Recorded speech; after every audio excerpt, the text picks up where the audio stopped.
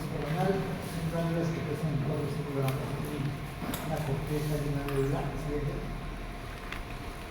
Y su mecanismo de acción de las glándulas suprarrenales, del cortisol, de las catecolaminas, es de acción intracelular, tiene receptores solitarios intranucleares en el núcleo celular. Siguiente. Que dice, acá está por ejemplo los péptidos, las hormonas peptídicas, pero acá está los corticoides, por ejemplo el corticoide. El corticoide entra y se une a los ganglios en el citoplasma y son transportados hacia el núcleo y se unen a porciones específicas del núcleo y sirven como factores de transcripción. En la suprarrenal hay dos capas: la médula, que fabrica catecolaminas, la capa reticular, que fabrica andrógenos y dihidrogeneno sulfato. Esta catecolamina se encarga de la respuesta al estrés, la taquicardia, la presión alta. Los andrógenos tienen que ver con el androgenismo. El crecimiento de esta zona provoca hiperandrogenismo. La zona fasciculada provoca los glucocorticoides, que también maneja el estrés, el cortisol. Y la capa granulosa fabrica aldosterona, que tiene que ver con la regulación de presión arterial y el metabolismo del potasio. Siguiente. Los esteroides proceden desde el colesterol. Pueden pasar a prednisolona, progesterona, deoxicorticosterona y luego corticosterona. Luego pueden pasar a hidroxiprednisolona, dihidrotestosterona y dihidrotestosterona sulfato. O de progesterona pasar a hidroxicorticosterona y luego a androstenediona. Y de hidroxicorticosterona vamos a los cortisol y luego cortisol.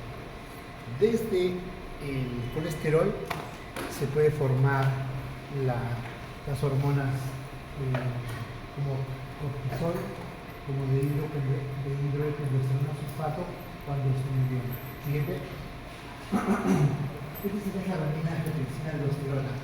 Entonces tenemos la renina que es secretada por el riñón, activa el angiotensinógeno, el angiotensinógeno 1 a través del enzima convertidor de angiotensina, convierte la angiotensina 2 y regula la presión arterial en el riñón. Siguiente. Entonces, la aldosterona en efecto va a responder a angiotensina 2, cambios en el potasio, a la corticotropina ACTH y va a tener efectos fisiológicos en la absorción de sodio y potasio. Ahora, si tenemos un efecto de hiperfunción, puede haber una necrosis fibrinoide, y si hay una disminución de aldosterona, puede haber una excreción de potasio. Siguiente. La síntesis secreción de aldosterona está regulada por la angiotensina 2, potasio y BCG. Siguiente. El eje hipotálamo hipófisis es este. El hipotálamo secreta ACTH, que va a la pituitaria y secreta corticosteroides. A la pituitaria y secreta ACTH. La CRH estimula la ACTH y la ACTH en la suprarrenal estimula la producción de cortisol. Eso es el estado normal. El cortisol tiene un efecto negativo en la pituitaria y en el hipotálamo. Siguiente. En insuficiencia suprarrenal puede haber una lesión acá. En suprarrenal es una insuficiencia suprarrenal primaria o una lesión en hipófisis, que es una insuficiencia suprarrenal secundaria. Todo estrés estimula el eje hipotálamo hipófisis adrenal y lo activa. Y hay muchas patologías que bloquean el eje o pueden provocar insuficiencia suprarrenal. ¿Siguiente? ¿Cuáles son los efectos de los glucocorticoides en el metabolismo intraciliar? Produce gluconeogénesis, hay aumento en la producción de glucosa hepática, disminución de la captación y metabolismo de la glucosa muscular, aumenta la lipólisis del tejido adiposo. Siguiente. Los efectos metabólicos de los glucocorticoides también están en inhibición de fibroblastos, colágeno, por eso hay disminución en la cicatrización de los pacientes con Cushing. Se inhibe la formación ósea en pequeños, hay talla baja, por ejemplo. Hay estimulación de la resorción ósea, por eso hay osteoporosis en los pacientes. Potencia la acción de la paratormona y la vitamina D, reduce la absorción intestinal de calcio, aumenta la excreción de calcio, también está asociado a osteoporosis. Siguiente. Otros efectos biológicos: acelera el crecimiento de los órganos fetales, inhibe el crecimiento de los niños, terapia con corticoides en niños provoca talla baja, aumenta la liberación de polimorfos nucleares, disminuye los linfocitos, monocitos, los eosinófilos de la circulación, disminuye las células inflamatorias de la lesión. Siguiente. Inhibe la prostaglandina 2, inhibe la secreción de interleuquina 1, aumenta el gasto cardíaco, aumenta el tono muscular, regula la expresión de receptores adrenérgicos, regula la síntesis de renina. Siguiente. Hay retención de sodio, expresión de potasio, aumenta la presión arterial, aumenta también un efecto farmacológico, puede provocar euforia, puede provocar depresión, puede provocar psicosis, pérdida de la memoria, aumenta el apetito, el insomnio, disminución de alivio. Todo eso lo vamos a ver en Cushing. Siguiente. Puede haber inhibición farmacológica de la RH, de la TSH, de la T4, inhibición farmacológica de la LH, o respuesta normal de la LH a la GnRH, incremento del tono intraocular, puede haber glaucoma. Siguiente. Los corticoides son precursores de testosterona, de hidrotestosterona. En mujeres en la fase folicular se estimula la prostaglandina, testosterona. También en mujeres en medio del ciclo menstrual, el 40% hay una mayor producción de testosterona. Por eso hay hirsutismo en las mujeres en el Cushing, ¿no? Siguiente. Muy bien. Vamos a ver hiperfunción de suprarrenal. Entonces, hiperfunción de suprarrenal tiene que ver con Cushing, hiperaldosteronismo, hiperandrogenismo. Nosotros nos vamos a fijar en esto. En el Cushing, el hiperaldosteronismo, y en la médula hay la hiperfunción del sistema proporcional. Siguiente. La hiperfunción es la insuficiencia suprarrenal, que son los cuadros que vamos a chequear. Siguiente. Pásate el 1. Este es el 0. Tenemos la hiperfunción. Vamos a empezar con el síndrome de Cushing. El Cushing, siguiente, ya se ha visto en la historia. Los pintores han sido quienes han mostrado pacientes con Cushing. Ese es un cuadro que está en Madrid, en el Museo del Prado. Cuando vayan a Madrid, vayan al museo, vean la pintura. Es un retrato de Eugenia Martínez, que tenía defectos psíquicos, tenía deformidades, todo compatible con un Cushing, ¿no? Fase de luna llena, obesidad central. Siguiente. ¿Qué es el Cushing? Es un cuadro clínico producto de la exposición crónica a los corticoides, que puede ser de causa endógena o de causa exógena. La causa exógena es el tratamiento con corticoides, prednisona, dexametasona, hidrocortisona. Es la causa más frecuente de Cushing. La causa exógena, los médicos, los farmacéuticos, los dependientes de farmacia o los mismos pacientes que se automedican con prednisona, dexametasona. La causa endógena puede ser ACTH dependiente o ACTH independiente. También hay cuadros que se parecen al Cushing, que se llama pseudo-Cushing. Son condiciones no relacionadas al hipercortisolismo.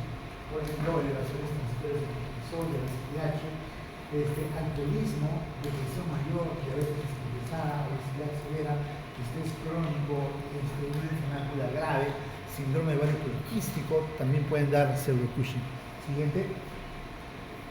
En la fisiología ya hemos visto el hipotálamo secreta CRH, el CRH estimula CTH y este estimula el cortisol, que tiene un eje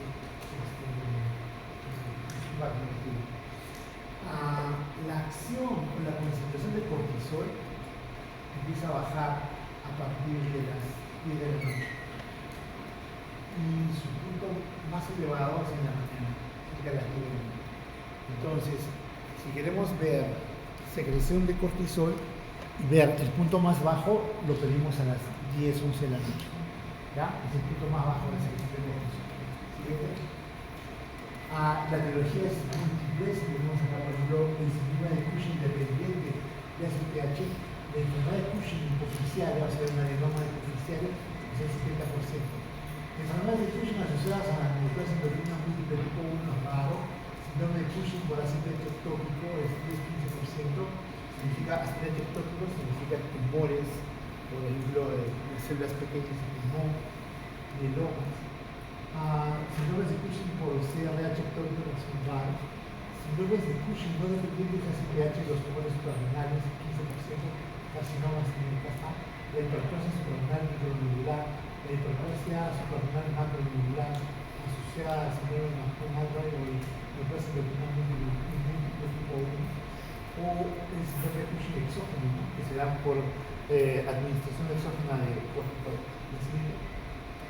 Entonces tenemos también en la epidemiología que puede ser exógeno, puede ser tumores que se generan ACTH.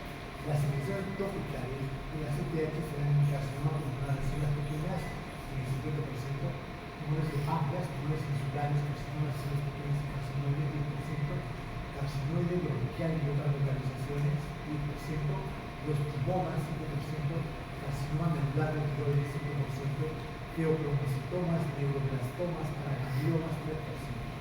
Entonces, hay muchos tumores, incluyendo tumores endocrinos, que no son Cushing, como por ejemplo los feobroncitomas, neuroblastomas, los paragangliomas, que pueden secretar ACTH y que pueden dar un Cushing endógeno independiente de ACTH.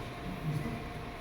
Pero si yo les pregunto, ¿cuál es el tumor o la causa más frecuente de un Cushing ACTH independiente? La respuesta es carcinoma de pulmón de células pequeñas.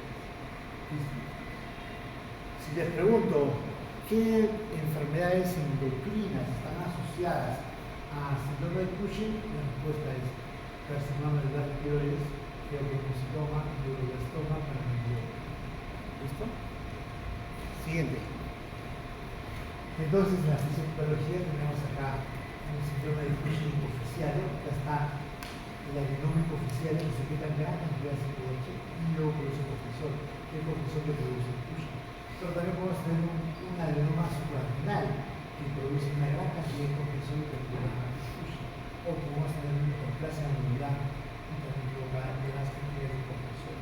O podemos tener un síndrome de Cushing paraneoplásico por un cáncer de tumor de células pequeñas. Y este tumor es el que provoca el ACTH y que produce el Cushing. O un síndrome de Cushing exógeno, donde el paciente se toma su esteroide, produce un síndrome de Cushing, pero, ojo, cuando el Cushing es exógeno, se provoca atrofia de la suprarrenal. Y si ese paciente es crítico, por lo tanto, este paciente va a tener un bloqueo del eje hipotálamo hipófiso adrenal. Si, por ejemplo, este paciente va a ser operado o está en estrés o le da una neumonía, ese paciente va a hacer una insuficiencia suprarrenal, una crisis suprarrenal aguda, a pesar de que su clínica es Cushing. Si él no tendría su suprarrenal de forma adecuadamente fisiológica para responder al estrés. ¿Listo? Entonces, un Cushing iatrogénico en estado de estrés tiene hipotrofia o atrofia de la suprarrenal y está bloqueado su eje, por ende tiene que recibir tratamiento como una insuficiencia suprarrenal. ¿Listo? Siguiente. Estos son los casos de una situación fisiológica de gusto. Este es el caso de un síndrome de secreción ectópica.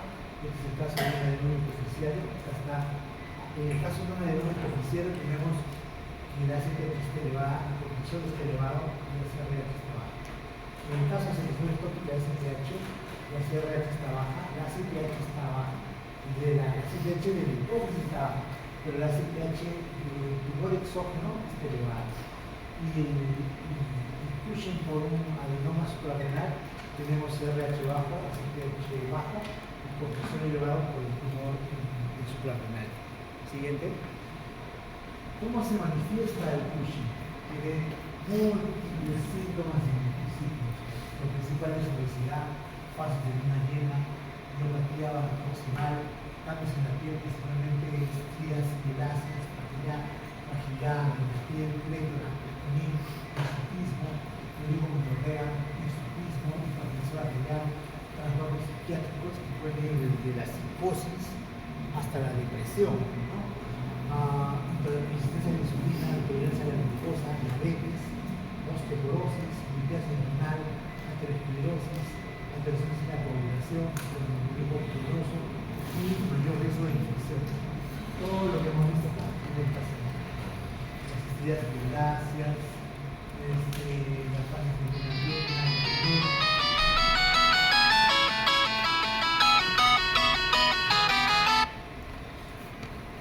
muy bien, siguiente. Entonces, aquí ya Cushing predomina la obesidad, la fase de luna llena, es una obesidad central, estrías violáceas, hipertensión arterial y está asociada a diabetes. De hecho, Cushing es una causa de diabetes secundaria. Siguiente. Fíjense que para las manifestaciones, las estrías, las fases, el abdomen, la obesidad central, la piel delgada. Siguiente. Tenemos esto, ¿no? Nuestro Cushing típico. Obesidad central, la jiba, las piernas delgadas, hay hipotrofia muscular, hay debilidad muscular proximal. Siguiente. Osteoporosis, problemas de púrpura, lesiones en la piel, úlceras. Siguiente.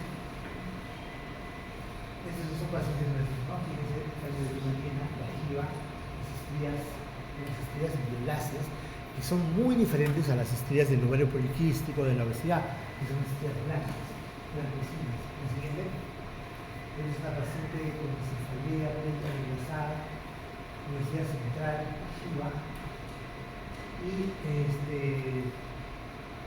una enfermedad de Cushing, no tenía una tipo oficial. Siguiente. Fase de luna llena, obesidad central. Siguiente. Estrías, hirsutismo, y este es el diagnóstico oficial de la resonancia magnética. El siguiente, este es otro caso de Cushing con diabetes y hipertensión, que presenta ceguera, un cortisol en 50, el test de supresión está en 19, con en el 18 digamos, y fíjense la fase de luna llena con el siguiente.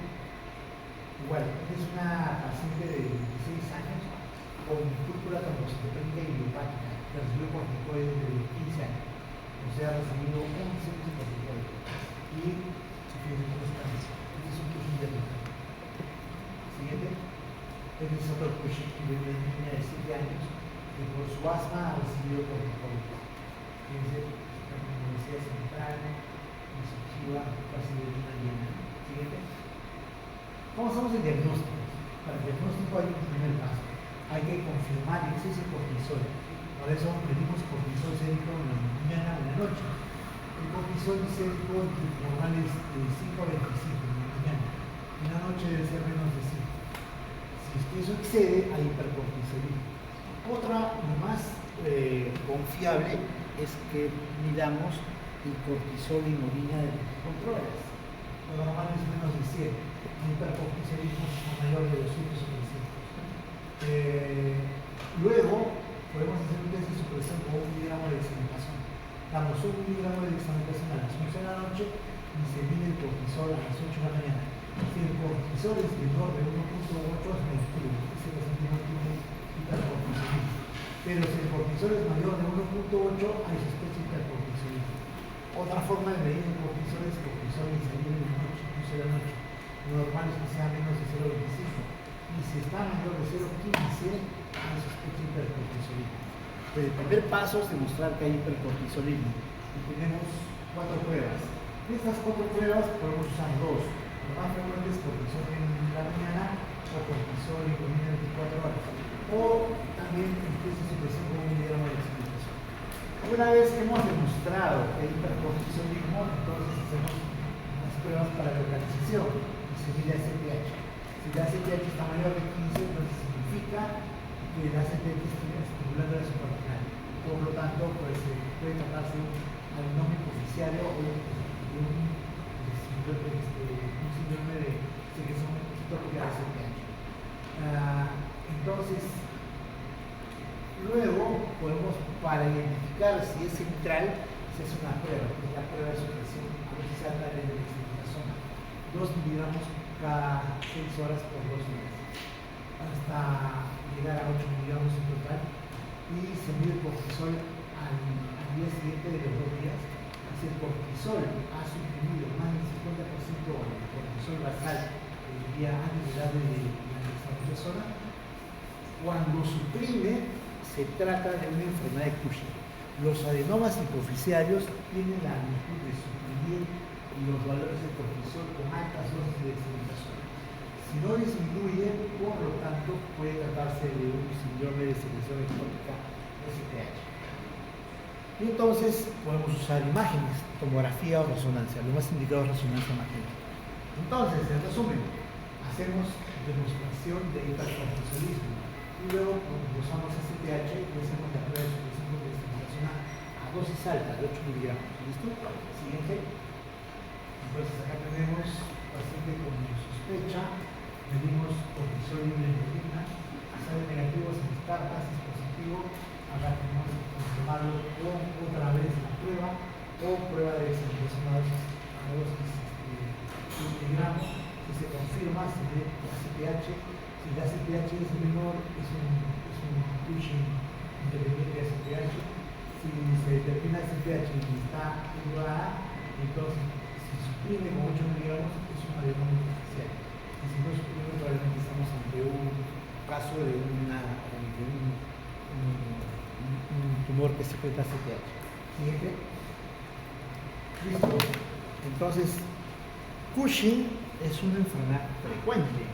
Es quizá una de las más frecuentes después de diabetes y de hipotiroidismo. Cushing es un cuadro más o menos frecuente. Siguiente. Ahora vamos a ver la insuficiencia suprarrenal. Lo descubrió Thomas Allison, que fue un médico que trabajó en el hospital de Gales, junto con Richard Wright, que descubrió la nefritis, junto con Thomas Hodgkin, que descubrió el linfoma de Hodgkin, y junto con William Hull, que descubrió el hipotiroidismo asociado a Alexa nervosa. Se juntaron en ese hospital muchos internistas, patólogos, que describieron muchas patologías. Siguiente. La insuficiencia suprarrenal es una enfermedad en la cual hay una disminución del cortisol. Para que haya una insuficiencia suprarrenal, se tiene que destruir más del 90% de la cortisol, en el caso de enfermedad de Alex. Puede haber enfermedad hipotalámica o hipoficiaria por lesión a la hipófisis, lesiones de la SPH o la CRH. Y también puede haber supresión prolongada del eje hipotálamo hipófisis renal por la administración exógena de corticoides. O sea, los pacientes que sufren o se administran corticoides de forma reiterativa va a tener una supresión del eje hipotálamo hipófisis renal. También la supresión brusca del tratamiento con corticoides provoca una insuficiencia suprarrenal. Las causas primarias, o sea, las lesiones que se deben en la suprarrenal, puede ser principalmente conjuntivitis pneumónica, que actualmente es el 70% de las causas. Hay anticuerpos antisuprarrenales, principalmente anti-hidroxilasa, o también son componentes del sistema complementar autonómico. Puede ser el tipo 1 o el tipo 2. Puede haber también una adrenalitis infecciosa, principalmente tuberculosis. Antes del tratamiento con tuberculosis, la tuberculosis era la principal causa de insuficiencia suprarrenal. Pero ahora es tuberculosis, HIV, infecciones como el virus, el coco, cáncer como el sarcoma de Kaposi, infecciones fúngicas, intestinales, plasmosis para producir glucosa, sífilis, psoriasis, infarto también a la suprarrenal, enfermedades metastásicas como el pulmón, melanoma, estómago, medicamentos también como la fenticina, fentanilina, valeritos, que pueden dar insuficiencia suprarrenal. Infartos o hemorragias adrenales se pueden dar en tratamiento con anticoagulantes. El síndrome de Waterhouse-Wilson es un cuadro severo de una infección en pacientes jóvenes. Tiene una hipoxemia. Ahora, en una insuficiencia suprarrenal secundaria, generalmente está asociada a un hipoquitalismo. Son tumores de hipotálamo, hipófisis, pacientes que han sido sometidos a hipofisectomías, pacientes que han sido sometidos a radioterapia, enfermedades infectativas, infecciosas, una apoplejía hipoficial, un síndrome de Shiha, metástasis, traumatismos, etc. También puede ser que el paciente tenga déficit congénitos de hormonas superficiales, pero es más raro. O también medicamentos tipo megestrol o opioides. La insuficiencia suprarrenal terciaria, o lo que se da en el tálamo, se da porque hay una suspensión brusca de la resistencia de corticoides. Son pacientes que están problemas en el Cushing, o hay una afectación hipotalámica de tumores o infecciones o condiciones infectativas por radioterapia a nivel del hipotálamo. Siguiente. Entonces, en la fisiopatología de la insuficiencia suprarrenal tenemos que puede ser primario o puede ser secundario. Es primario si tenemos la lesión en la suprarrenal. Entonces, acá, cuando es primario, se afecta no solo el cortisol, se afecta la aldosterona y la dihidrotestosterona. Y esto va a provocar toda la sintomatología de la insuficiencia suprarrenal. Secundario cuando la hipófisis no fabrica CPH. Si no fabrica CPH, no va a fabricar cortisol, pero la aldosterona está conservada. Siguiente. ¿Cómo es la clínica de una insuficiencia suprarrenal? El paciente tiene astenia, debilidad progresiva, tendencia de hipoglicemia, hay pérdida de peso, vigilancia, hay náuseas, vómitos y dolor abdominal. Es típico. Siempre va a haber náuseas, vómitos, baja de peso, malestar general. Y si es insuficiencia suprarrenal primaria, puede haber hiperplasia con acidosis metabólica, hay hiperpigmentación en pliegues, hay otras patologías autoinmunes como el diabetes tipo 1, hipertensión, y la prueba más sensible para el diagnóstico es estimulación de SPH. Ahora, si es una insuficiencia suprarrenal central, hay ausencia de hiperglicemia, hay ausencia de hiperpigmentación, puede estar asociada a otros déficits hormonales, por ejemplo, gonadotropinas, o una tiroidea, o prolactina. Y la prueba más sensible es la hipoglicemia por estimulación estimulada por insulina. Siguiente.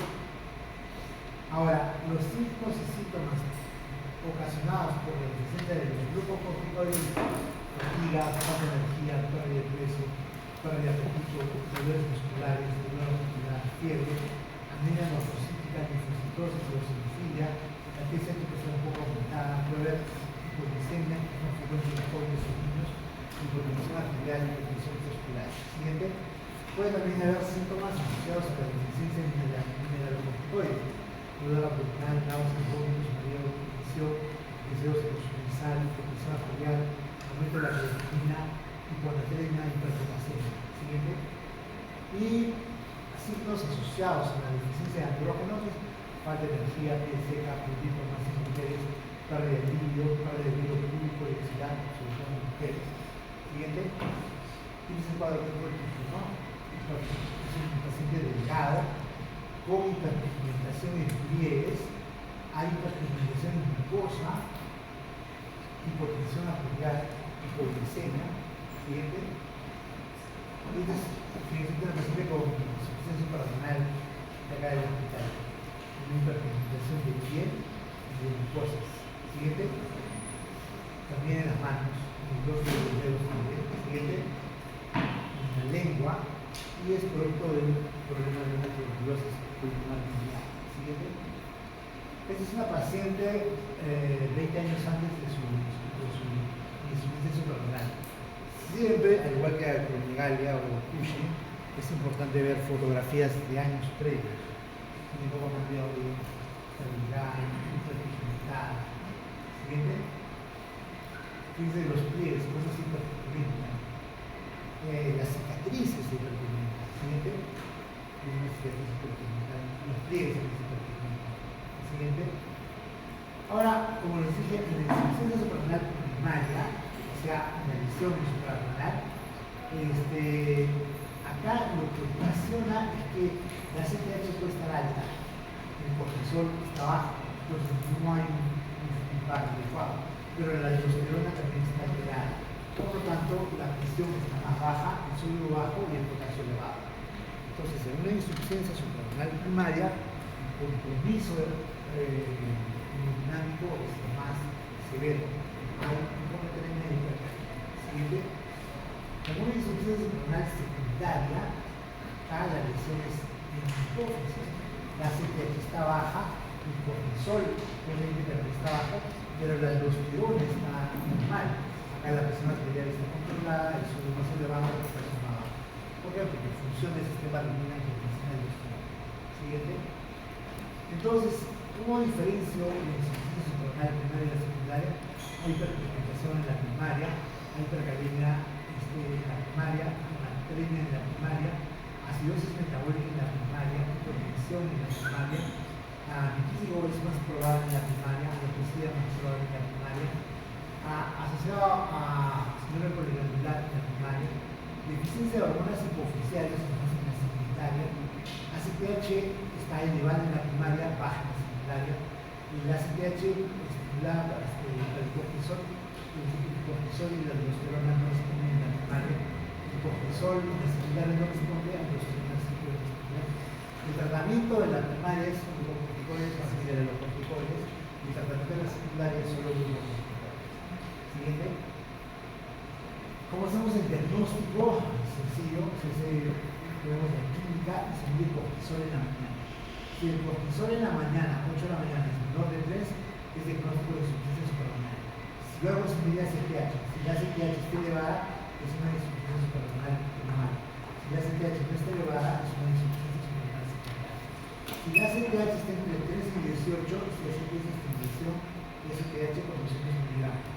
Si luego de esto el cortisol es mayor de 18, se trata de insuficiencia suprarrenal primaria, pero puede ser probablemente secundaria. Si el cortisol es mayor de 18, se trata de insuficiencia suprarrenal.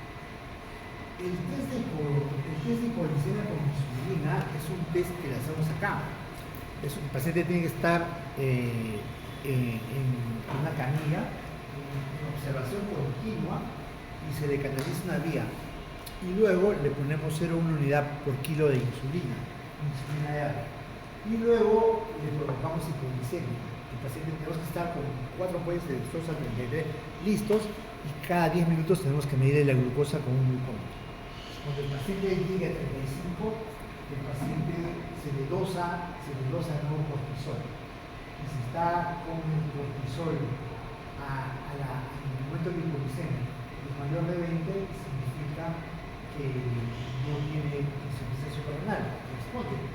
Pero si no eleva el cortisol, significa que tiene insuficiencia suprarrenal. ¿Listo?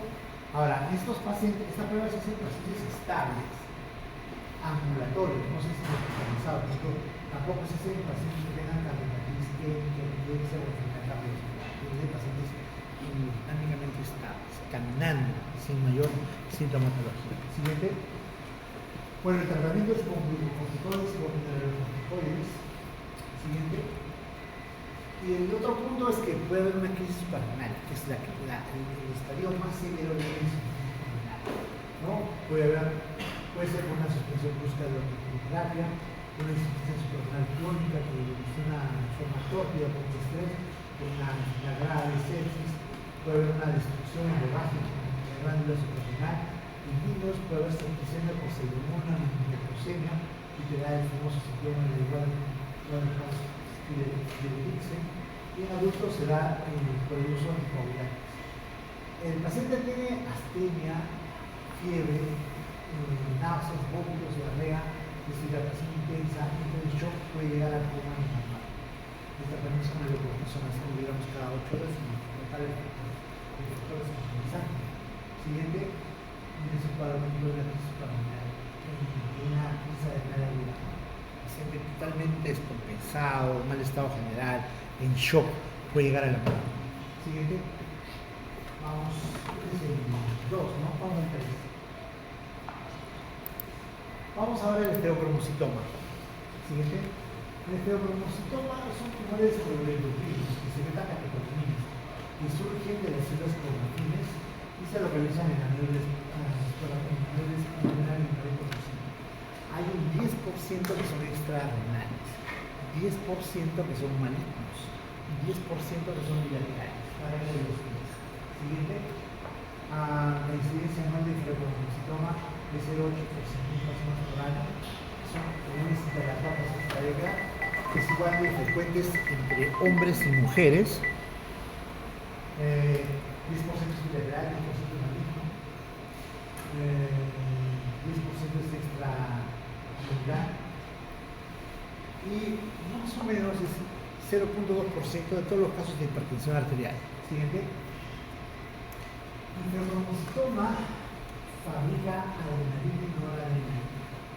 Esto puede incrementar la glucosa, que puede aumentar la glicemia, que puede alterar el sistema cardiovascular, que puede dar taquicardia, hipertrofia del hemisferio izquierdo, que puede llevar a la insuficiencia cardíaca.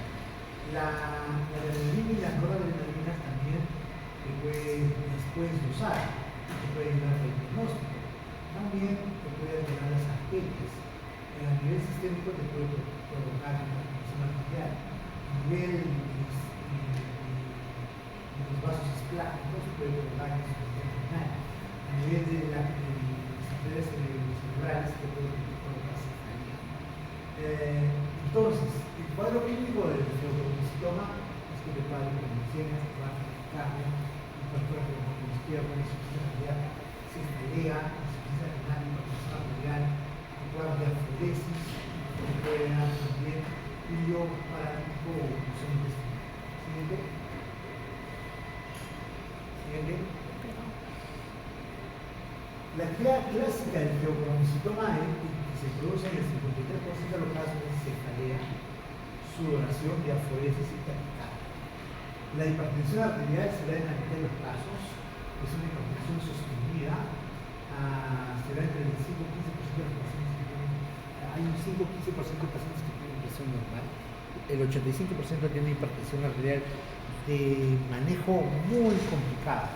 Son pacientes jóvenes, 30, 40, 50 años, que tú le das losartán, no controla, le das losartán, amlodipino, no controla, losartán, amlodipino y hidroclorpromazina, no controla. Entonces tienes que escuchar, acá puede haber una hipertensión secundaria de causa endocrina, principalmente esteocromocitoma o hiperaldosteronismo.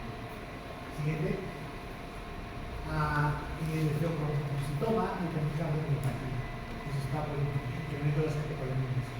También hay hipertensión ortostática que puede ser por los tumores provocan, los tumores secretan solo energía, pueden presentar hipertensión porque hay secreción episódica, o sea, no todo el tiempo están haciendo hipertensión.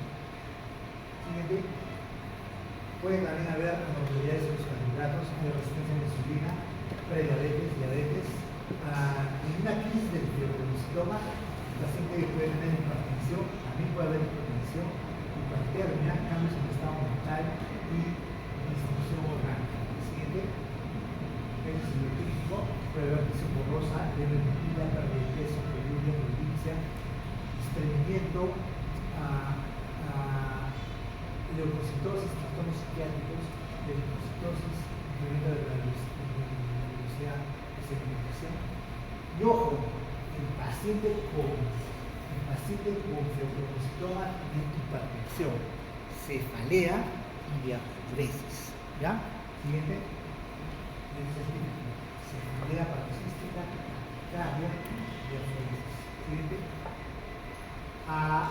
La sospecha clínica debe ser por la actividad que hemos planteado, episodios hiperandrogenésicos, puede haber hipertensión en edad temprana, puede haber también un síndrome familiar, ¿no? Antecedente familiar de esteocromocitoma, puede haber incidentalomas suprarrenales, o puede haber una respuesta presora a una hipertensión en el caso de un incidente cirugía o una geografía, o puede haber una miocardiopatía dilatada idiopática, o antecedentes de pulmón, del estómago gástrico o con problemas pulmonares.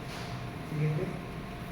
Entonces, lo que hago es mido insulina de 24 horas metanefrinas.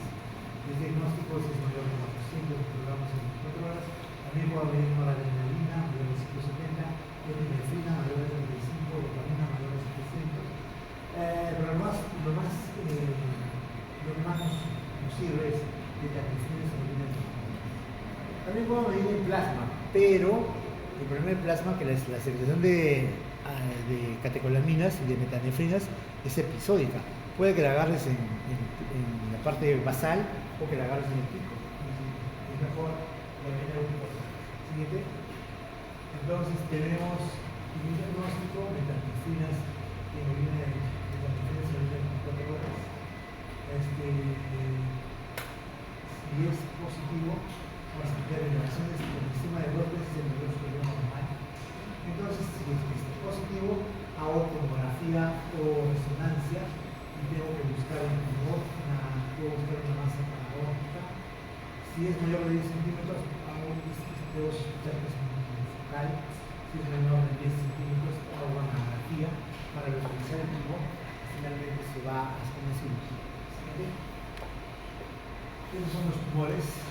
Generalmente se usa tomografía computarizada, resonancia magnética del abdomen. Generalmente estos tumores tienen 3 centímetros de diámetro.